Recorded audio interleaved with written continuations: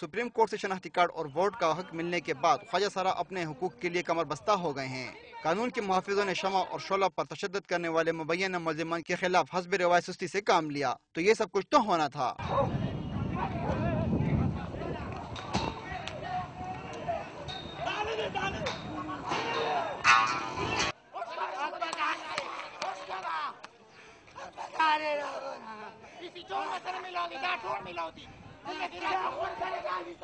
तशद्दुद का निशाना बनने वाली शमा और शोला ने न सिर्फ गुस्से में कपड़े फाड़ डाले बल्कि पुलिस और मौके पर मौजूद मुल्ज़िमान की हिमायतियों पर पथराव और जूतों की बारिश कर दी।